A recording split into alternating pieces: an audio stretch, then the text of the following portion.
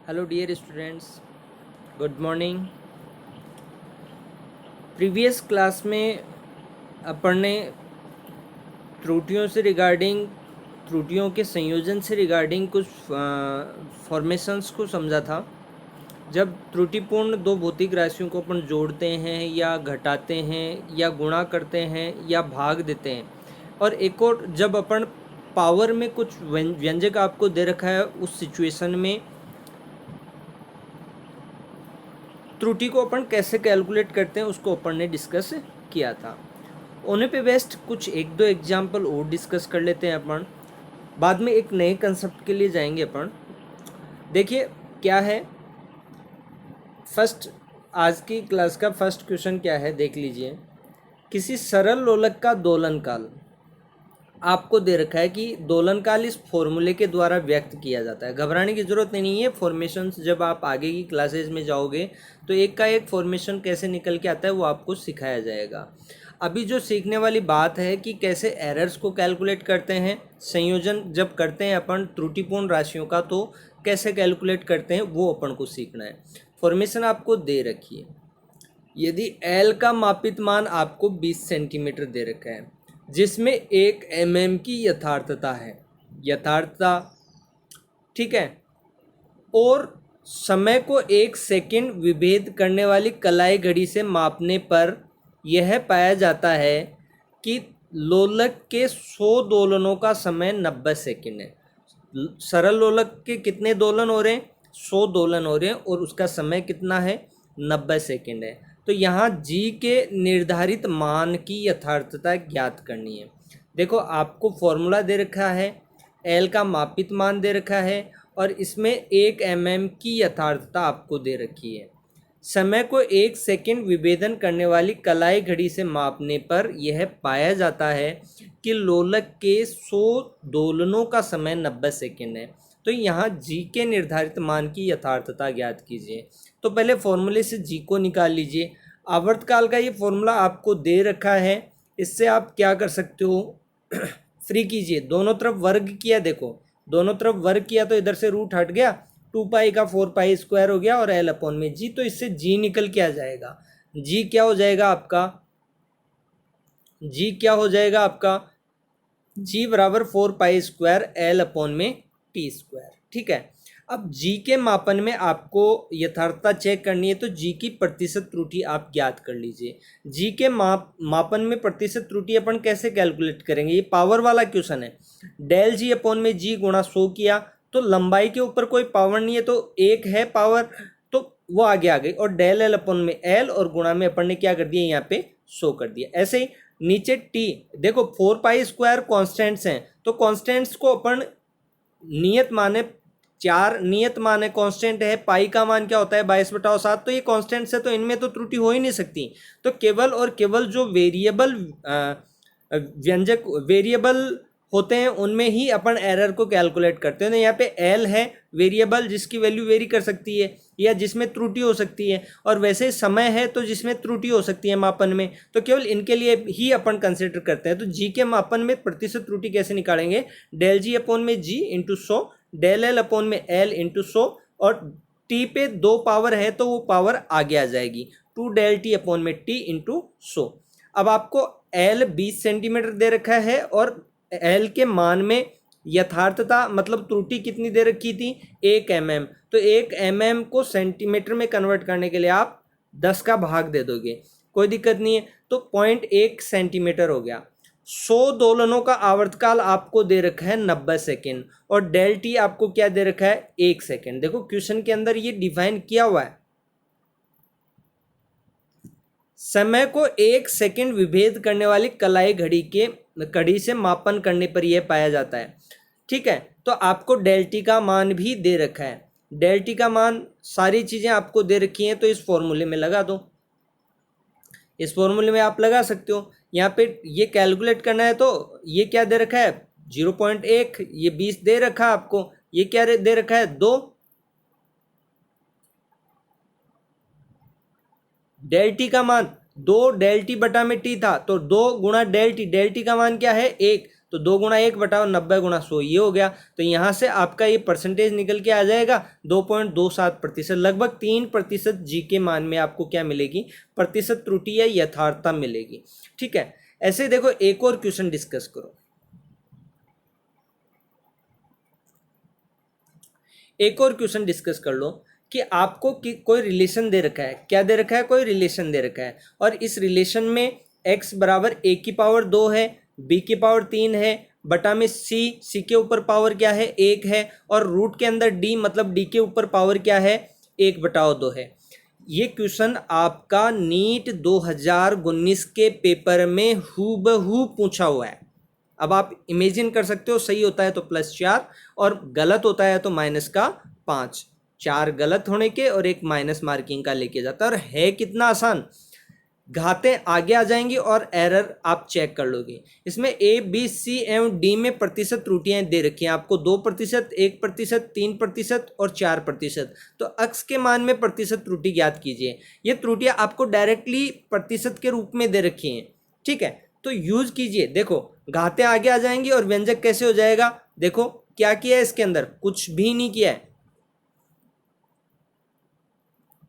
क्या किया है इसके अंदर, ए स्क्वायर था, घात आगे आ गई डेल ए अपॉन में ए, फिर बी पे 3 घात थी, आगे आ गई 3 डेल बी अपॉन में बी, फिर सी पे घात 1 थी तो 1 आगे आके भी क्या करेगा, तो डेल सी अपॉन में सी, और डी पे कितनी घात थी, अंडरूट था तो पावर 1/2 था, दैट्स वाई 1/2 आगे आ गया और डेल डी अपॉन में डी। अब देखो आपको डेल ए अपॉन में ए प्रतिशत त्रुटि ज्ञात करनी, तो इधर 100 से गुणा कर दिया, सब में 100 से गुणा कर दिया। अब आपको डेल ए अपॉन में ए गुणा 100 दे रखा है, डेल बी अपॉन में बी इंटू 100 दे रखा है, डेल सी अपॉन में सी इंटू सी दे रखा है, और डेल डी अपॉन में डी। आपको प्रतिशत त्रुटियां ही डायरेक्ट दे रखी, तो उनको आपको क्या करना है, यूज करना है। देखिए कैसे यूज करोगे आप, ये डायरेक्टली वैल्यूज रख दी, प्रतिशत त्रुटियों के मान आपको दे रखे तो प्रतिशत त्रुटि में उसको कन्वर्ट करके 2%, 1%, 3% और 4% सॉल्व किया, 12%। ये क्वेश्चन नीट 2020 का पेपर उठा के देख लेना, ऐसा का ऐसा सेम टू सेम ऐसा का ऐसा क्वेश्चन पूछा हुआ है, इवन वैल्यूज भी चेंज नहीं हुई है। सो आप इंपॉर्टेंस समझ सकते हो, बेसिक्स को क्लियर करना फिजिक्स में कितना इंपॉर्टेंट है, not for the board exams, even for NEET exam. Basics आपके क्लियर है, क्वेश्चंस अपने आप सॉर्ट आउट होते जाएंगे। 45 क्वेश्चन आते हैं, ये हो गया एक क्वेश्चन। ऐसे और भी कंसेप्ट्स हैं जो 1 बाय 1 डिस्कस करेंगे। मटेरियल बहुत है आप लोगों को देखने के लिए, क्वेश्चन तो 45 ही आएंगे ना, तो कहाँ से क्वेश्चन उठ के आता है, किसी भी कंसेप्ट को अपन छोड़ नहीं सकते हैं। प्रत्येक कंसेप्ट उतना ही इंपॉर्टेंट रहता है। ठीक है, नेक्स्ट क्वेश्चन देखो, आपको क्या दे रखा है कि एक पिंड है इतने सेकंड में 6 ± 0.4 सेकेंड में कितनी दूरी तय करता है, 16.8 ± 0.3 मीटर की दूरी तय करता है। तो त्रुटि के साथ वेग की गणना करो।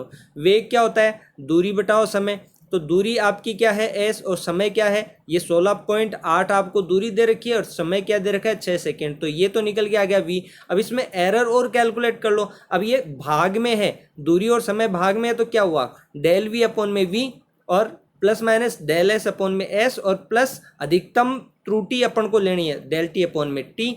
तो वैल्यूज आपको दे रखी हैं, पुट कर दो, put and find the values of error. कुछ भी नहीं है इसके अंदर। देखिए करना क्या है, इसका वैल्यू रख दिया, ये रख दिया, ये निकल के आ गया, डेल वी अपॉन में वी निकल के आ गया। तो यहाँ से वी इधर मल्टीप्लाई कर दो, इधर मल्टीप्लाई करोगे तो ये आ गया, v को मल्टीप्लाई किया, 2.8 को मल्टीप्लाई किया, तो ये डेल v का मान आ गया। कुछ भी नहीं करना है इसके अंदर, आपकी एरर निकल के आ गई। प्रतिशत त्रुटि निकालना है तो प्रतिशत त्रुटि में आप 100 से मल्टीप्लाई कर दो, तो जैसे ही करोगे आप 8.45% आ जाएगा। इन क्वेश्चंस को जब आप करोगे, खुद से करोगे, तो ये चीज़ें आपको उतनी ही आसान लगेंगी। इम्पोर्टेंट हैं, नीट के पॉइंट ऑफ व्यू से भी बहुत ज़्यादा इम्पोर्टेंट है। ठीक है, सो छोटे छोटे कंसेप्ट हैं, धीरे धीरे आप लोगों के साथ जुड़ते चले जाएंगे, ऐड होते चले जाएंगे, तब लगेगा लास्ट में जाके कि हाँ वास्तव में अपन ने कुछ पढ़ा है। एक दिन में आप बहुत कुछ नहीं सीख सकते हो, धीरे धीरे चीज़ें ऐड होती जाती हैं। नेक्स्ट कंसेप्ट है अपना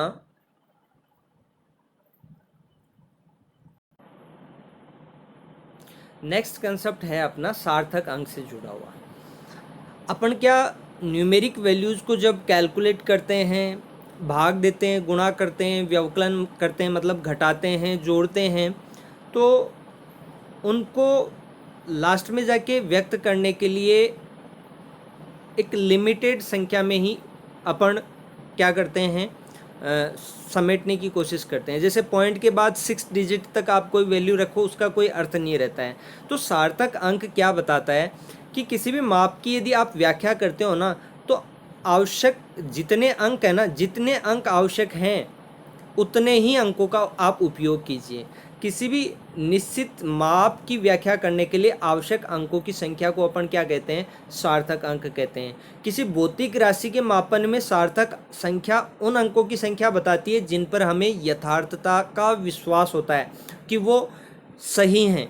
ठीक है, किसी भी मापन में जितने अधिक सार्थक अंक होंगे उस भौतिक राशि के मान में या परिमाण में यथार्थता मतलब सत्यता भी उतनी ही अधिक होगी। और वाइस वर्सा भी है इसका, इसके विपरीत भी है बात। मतलब जितना सार्थक अंक क्या होगा, कम है, सार्थक अंकों की संख्या कम है, तो इसका विपरीत मतलब उसकी यथार्थता मान की यथार्थता भी क्या होगी, उतनी ही कम होगी। तो आपको मापन में सार्थक अंकों की संख्या क्या रखनी है, अधिकतम रखनी है।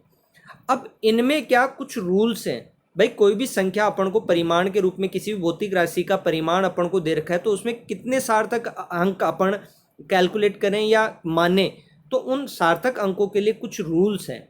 1 बाय 1 उन्हीं रूल्स को अपन डिस्कस कर लेते हैं। देखो, सबसे पहले रूल को मैं डिस्कस करना चाहूँगा कि जितने भी अशून्य अंक सार्थक अंक होंगे, पहला रूल क्या है आपका, जितने भी अशून्य अंक हैं वो सार्थक अंक होंगे। सिंपल सी बात है। जैसे 1984, इसमें सार्थक अंकों की संख्या क्या है, 4 है। 1 भी सार्थक अंक है, 984 अशून्य अंकों का मतलब अदर देन जीरो, जीरो को छोड़ के जितने भी अशून्य अंक है ना, वो सब के सब क्या होंगे, सार्थक अंक। जैसे 1984 में सार्थक अंकों की संख्या क्या है, 4। रूल नंबर 2 आपको क्या कहता है कि दो अशून्य अंकों के मध्य, अशून्य अंक मतलब जीरो को छोड़ के, अशून्य का मतलब समझ रहे हो ना, अशून्य मतलब जो शून्य नहीं है, दो अशून्य अंकों के मध्य स्थित जितने भी शून्य है ना, वो सार्थक अंक होंगे। जैसे फॉर एग्जांपल अपन बात कर रहे हैं इसकी 10806, इसमें सार्थक अंकों की संख्या क्या होगी, 5। इसमें 1 और 8 के बीच में एक जीरो है, उसको भी काउंट कर रहे हैं। 8 और 6 के बीच में एक जीरो है, उसको भी काउंट कर रहे हैं। तो टोटल यहाँ पे सार्थक अंकों की संख्या कितनी हो गई, 5 हो गई। बात समझ में आ रही है। दो अशून्य अंकों के बीच में यदि कोई शून्य है तो उसे भी सार्थक अंकों के रूप में काउंट किया जाएगा। ठीक है। नेक्स्ट रूल नंबर 3 देखो, ये रूल्स आपको ध्यान रखने होंगे सार्थक अंकों की संख्या बताने के लिए, क्योंकि नीट में ऐसे क्वेश्चंस पूछे जाते हैं। ठीक है, ज़रूरी भी है, अपने को सीखने के लिए भी ज़रूरी है। बाकी सारे कंसेप्ट नीट के पर्पज़ से तो आगे जाके यूज होंगे ही। प्रथम अशून्य अंक के बाईं ओर, मतलब पूर्वगामी की बात कर रहे हैं। जैसे यहाँ पे बात हो रही है इस संख्या की, मतलब बाएं से आप जाइए, जो पहला अशून्य अंक है ना, उसके पहले जितने भी जीरो हैं, पहला अशून्य अंक यहाँ पे क्या है, 1।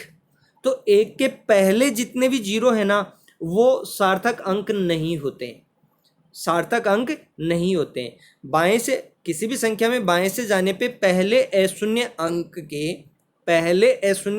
के बाईं ओर जितने भी शून्य है ना, वो सार्थक अंक नहीं होते हैं। ये रूल ध्यान रखना। यहाँ पे जैसे लिखा हुआ है 00108, तो सार्थक अंकों की संख्या यहाँ पे कितनी है, 3 है।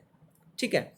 नेक्स्ट रूल देखिए, नेक्स्ट रूल आपको क्या कहता है कि यदि कोई संख्या 1 से छोटी है, कोई संख्या 1 से छोटी है, इसका मतलब क्या हो गया, वो डेसिमल में है, वो संख्या पॉइंट्स में है। ठीक है। दशमलव बिंदु के दाईं ओर, अब दशमलव में है तो दशमलव के पॉइंट के दाईं ओर अपन बात करेंगे कि शून्य जो प्रथम अशून्य अंक के बाईं ओर है। अब इसमें देखो एक संख्या ली हुई है, इसके साथ समझते हैं अपन। इसमें क्या है कि दशमलव के बाद में, दशमलव के दाईं ओर 2 जीरो हैं, लेकिन प्रथम अशून्य अंक कौन सा है, 2। प्रथम अशून्य अंक कौन सा है, 2। तो 2 के पहले और दशमलव के दाईं ओर ये सार्थक अंक नहीं होंगे। इस संख्या के अंदर सार्थक अंकों की संख्या क्या दे रखी है? 4। पहला सार्थक अंक है 2, दूसरा सार्थक अंक है 3 और तीसरा सार्थक अंक है 0। 2 3 0 8, ये सार्थक अंकों की संख्या कितनी है? 4 है इसके अंदर। ठीक है, एक आसान सा रूल है, यदि कोई संख्या 1 से कम है या छोटी है तो दशमलव बिंदु के दाईं ओर और प्रथम अशून्य अंक के बाईं ओर को जितने भी जीरो होंगे ना, वो सार्थक अंक नहीं होते। ध्यान रखना इस बात को। नेक्स्ट रूल के लिए जाते हैं। नेक्स्ट रूल क्या कहता है अपन को कि किसी संख्या में यदि दशमलव बिंदु हो, यदि किसी संख्या में दशमलव बिंदु हो तो अनुगामी शून्य, अनुगामी शून्य मतलब बाद में लगे हुए शून्य, अनुगामी ये बाद वाले, जैसे 8 के बाद में 0 है इसकी बात हो रही है। अनुगामी मतलब अंतिम जो अशून्य अंक है ना उसके दाईं ओर स्थित।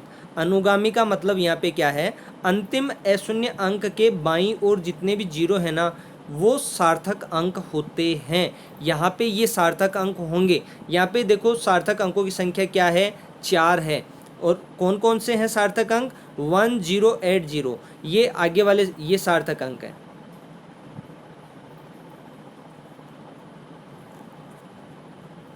ये सार्थक अंक है 1 0 8 0, ये 4 सार्थक अंक है। यहाँ पे 1 के पहले जो देखो ऊपर वाला रूल वर्क कर रहा है, यहाँ तीसरा रूल भी वर्क कर रहा है। यहाँ पे 1 के पहले 0 है उनको सार्थक अंक काउंट नहीं किया था, तो यहाँ पे किसी भी संख्या के पहले का 0, पूर्वगामी 0 है ना उनको सार्थक अंक काउंट नहीं करते हैं। लेकिन यदि दशमलव संख्या है तो दशमलव संख्या में जो अंतिम अशून्य अंक है ना, यहाँ पे अंतिम अशून्य अंक क्या है? 8, इसके बाद के 0 को सार्थक अंक काउंट करेंगे।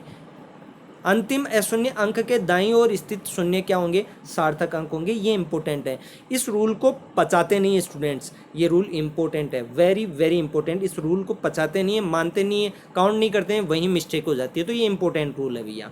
ठीक है, ऐसे ही मैं फिर बात करूँ नेक्स्ट रूल की कि किसी संख्या में दशमलव बिंदु के बिना यदि दशमलव बिंदु है तो अनुगामी शून्य सार्थक अंक होंगे। लेकिन यदि दशमलव बिंदु नहीं है संख्या के अंदर, जैसे इसमें आप बात कर रहे हो, तो चाहे अनुगामी हो, दशमलव में है ही नहीं संख्या, तो चाहे अनुगामी हो बाद वाले, चाहे पूर्वगामी हो शून्य, पूर्वगामी तो वैसे भी नहीं होते हैं, अनुगामी 0 सार्थक अंक नहीं होते हैं। यहाँ पे ये लास्ट वाले 2 0 है ना, इनको सार्थक अंक काउंट नहीं करेंगे। इसमें सार्थक अंकों की संख्या केवल 3 है। ऊपर वाला रूल भी एक साथ 2-3 रूल भी अप्लाई हो सकते हैं, तो ध्यान रखना यहाँ पे केवल सार्थक अंकों की संख्या क्या है? 3 है। नेक्स्ट और लास्ट रूल क्या है आपका? जब किसी संख्या को आप चरघातांक के रूप में लिखते हो ना, तो उस संख्या के सार्थक अंकों में कोई प्रभाव नहीं पड़ता है। जैसे एक एग्जाम्पल लिया है, अक्स के लिए आपने 12.3 रखा, सार्थक अंकों की संख्या 3 है। इसको आपने 12.3 को 1.23 गुणा 10 की पावर 1 लिखा, सार्थक अंकों की संख्या 3 ही है। चरघातांक की संख्या सार्थक अंकों पर कोई प्रभाव नहीं डालती है। ऐसे इसको 0.123 लिखा है, 10 की पावर 2 मल्टीपल में आ गया, सार्थक अंकों की संख्या 3 ही है। प्रत्येक केस में सार्थक अंकों की संख्या 3 ही रहेगी। That's very important concept. ठीक है, अब यदि अपन गणितीय संक्रिया करते हैं, जैसे जोड़ते हैं, घटाते हैं या फिर गुणा भाग करते हैं, तो जो अंतिम परिणाम अपन को प्राप्त होगा उसमें सार्थक अंक कैसे काउंट करेंगे, या उस परिणाम को अपन सार्थक अंकों के साथ कैसे लिखेंगे। ठीक है, तो वो चीज़ भी समझ लो। जब आप जोड़ते हो या घटाते हो तो क्या करोगे? संख्याओं को जोड़ने अथवा घटाने से प्राप्त अंतिम परिणाम में दशमलव के बाद उतने ही सार्थक अंक रखते हैं अपन जितने की जोड़ी या घटाई जाने वाली संख्या में दशमलव के बाद कम से कम हो। जैसे यहाँ पे एक एग्जांपल लिया है कि 12.587 को घटाना है 12.5 के साथ, तो आपका आएगा तो क्या 0.087, लेकिन यहाँ पॉइंट के बाद कितने सार्थक अंक हैं? 1 है, तो यहाँ दशमलव के बाद भी सार्थक अंक कितने होंगे? 1 ही काम में लेना है। इसको आगे वाले को क्या कर दिया है? हटा दिया है अपन ने। जैसे 7 को हटाएंगे तो ये 8 क्या हो जाएगा? 9 हो जाएगा। फिर 9 को हटाएंगे तो क्या हो जाएगा? 0 की जगह 1 हो जाएगा। इसको भी मैं समझाऊंगा कि कैसे अपन को करना है। ठीक है, दूसरा, यदि गुणा या भाग करते हो ना, तब क्या करोगे? गुणा करो या भाग करो, उस सिचुएशन में क्या करोगे? जो भी परिणाम आपको प्राप्त करोगे ना, प्राप्त करोगे उसमें परिणाम के अंदर उतने ही सार्थक अंक रखने चाहिए जितने की कम सार्थक अंक वालों जो मूल संख्या में जितने कम सार्थक अंक है, तो कम सार्थक अंकों वाली मूल संख्या में जितने सार्थक अंक है ना उतने ही रखने। जैसे ये 2.4 है, इसमें भी यही किया था, पॉइंट के बाद एक सार्थक अंक है तो इसमें भी यही किया। इसमें देखो 2.4 में सार्थक अंक 2 ही हैं, तो जो परिणामी आपको मिला है उसमें भी सार्थक अंक गुणा करने के बाद जो आपको मिला उसमें भी सार्थक अंक क्या है, 2 ही हैं। बात समझ में आ गई? चलो कुछ एग्जाम्पल्स डिस्कस करते हैं।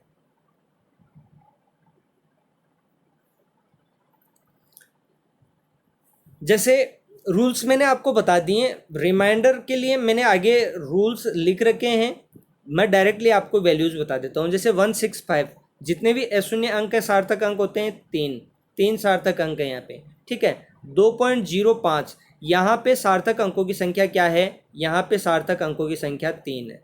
क्यों है? नियम फर्स्ट और सेकंड देख लें। यहाँ पे सार्थक अंकों की संख्या क्या है, यहाँ पे अब बताने वाले सार्थक अंकों की संख्या यहाँ पे 2 ही बताएंगे, लेकिन यहाँ पे सार्थक अंकों की संख्या क्या है, 5 है। क्यों 5 है? क्योंकि यहाँ पे एक मात्रक लग गया मीटर, यहाँ सार्थक 34.000 मीटर, यहाँ सार्थक अंकों की संख्या क्या है, 5 है। नेक्स्ट में देखो, यहाँ सार्थक अंकों की संख्या 1 रहेगी, यहाँ पे सार्थक अंकों की संख्या क्या होगी, 4 होगी, ठीक है। 2340 ये सार्थक अंकों की संख्या है। यहाँ पे सार्थक अंकों की 3 होगी, सार्थक अंकों की संख्या, यहाँ पे सार्थक अंकों की संख्या 5 होगी। रीजन यहाँ पे मात्रक आपका लग गया है, ये मात्रक आपका लग गया है, ये गड़बड़ कर रहा है। यहाँ पे मात्रक नहीं लगा हुआ है, यहाँ मात्रक लगते ही सार्थक अंकों की संख्या क्या हो गई, 5, यहाँ पे क्या है, 3 है। बात समझ में आ गई? अब एक और कंसेप्ट छोटा सा डिस्कस कर लेते हैं अपन, समय है अभी तो थोड़ा सा छोटा सा कंसेप्ट अपन डिस्कस कर लेते हैं। वो क्या है, कैसे अपन राउंड ऑफ करते हैं डिजिट्स को, कैसे डिजिट्स को राउंड ऑफ करते हैं, ठीक है। देखते हैं, यदि आप राउंड ऑफ किए जाने वाले अंक की बात कर रहे हो, भाई किसको आपको हटाना है, जैसे इस संख्या में आपको 7 को हटाना है, तो यदि राउंड ऑफ किए जाने वाला अंक 5 से ज़्यादा है, पूर्णांकन करना है आपको, राउंड ऑफ करना है डिजिट को, पॉइंट के बाद की डिजिट को, तो यदि राउंड ऑफ करने वाली डिजिट 5 से अधिक है ना, तो इससे पूर्वगामी संख्या में आप 1 का इंक्रीमेंट कर दोगे। जैसे यहाँ पे आपने 7 को हटाया तो यहाँ पे क्या हो गया, 8 की जगह 9, इसको क्या लिख दिया आपने, 6.9 लिख दिया है, ठीक है। ऐसे नेक्स्ट रूल देखो, नेक्स्ट रूल में क्या है कि यदि आपका पूर्णांकन किए जाने वाला या राउंड ऑफ किया जाने वाला डिजिट 5 से कम है तो पूर्वगामी अंक वैसा का वैसा ही रहेगा, उसमें कोई चेंज नहीं होगा। जैसे यहाँ पे 4 क्या है, 5 से क्या है, कम है, 4 को राउंड ऑफ करना है, 5 से कम है, तो यहाँ पे ये ऐसा का ऐसा रह गया पूर्वगामी डिजिट जो भी है आपकी, ठीक है। इससे पहले वाली लेफ्ट साइड की डिजिट वैसी की वैसी रह गई। लेकिन इन केस यदि राउंड ऑफ करने वाली डिजिट 5 है तो क्या करें, तो आपको देखना पड़ेगा राउंड ऑफ करने वाली डिजिट के लेफ्ट में बाईं साइड में जो डिजिट है वो सम है या विषम है। यदि ये एक विषम संख्या होती है तो यह अपरिवर्तित रहेगी, ठीक है। सॉरी, एक विषम संख्या के लिए 1 की वृद्धि हो, यदि एक विषम संख्या है ना तो इसमें 1 की वृद्धि हो जाएगी और ये अपरिवर्तित रहेगी यदि ये एक क्या है, सम संख्या है। सिंपल सा कंसेप्ट है, इसमें ज़्यादा सोचने की जरूरत नहीं है। जैसे एक एग्जांपल लिया 14.35, इसमें क्या है, 5 है, राउंड ऑफ करने वाली डिजिट, तो 3 का क्या हो गया, 4 हो गया। ऐसे ही इसमें देखो 5 है तो 4 का 4 ही रहा है, क्योंकि सम संख्या क्या रहेगी, अपरिवर्तित रहेगी। ये नियम है, कुछ एग्जाम्पल्स डिस्कस किए हुए हैं, ये एग्जाम्पल्स और आप देख सकते हो, ठीक है। नई क्लास में नए कंसेप्ट्स के साथ डिस्कस करेंगे।